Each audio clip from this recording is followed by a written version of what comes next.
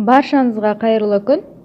Бүгін сіздермен кабачкидан икра жасаудың рецебімен бөлісетін боламын.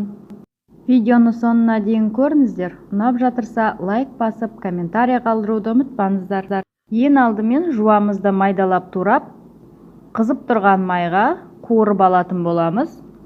Барлық керекті заттарды описание бөліміне толықтай жазып қоятын боламын. Сәбізімізді де майдалап турасақ болады, немесе үккіштің көмегімен мен сияқты өткізіп салсаңыздар болады.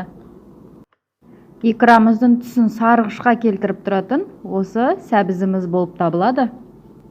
Оны да қуырылып жатырған жуамыздың үстіне салып, 5 минуттың шамасында қуырып алатын боламыз.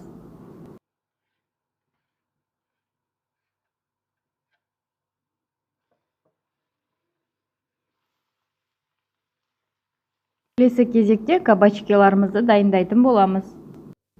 Дәндері менің кабачкиім сияқты үлкен болатын болса, алып тастаңыздар достар.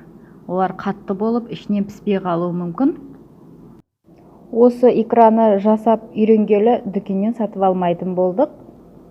Жасалу жолы да өте қарапайым, сіздер де дайындап көріңіздер.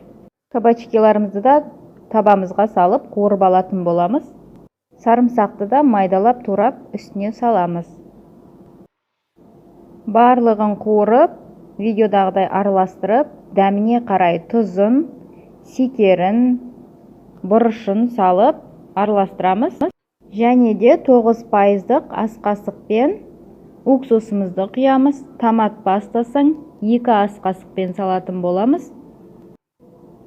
Барлығын біркелкі етіп араластырып, бетін жауып 10 минуттың шамасында бұқтырып аламыз. Достар, менің каналымды тіркелмей көріп жүрген болсаңыздар, тіркеліп қоюды ұмытпаңыздар.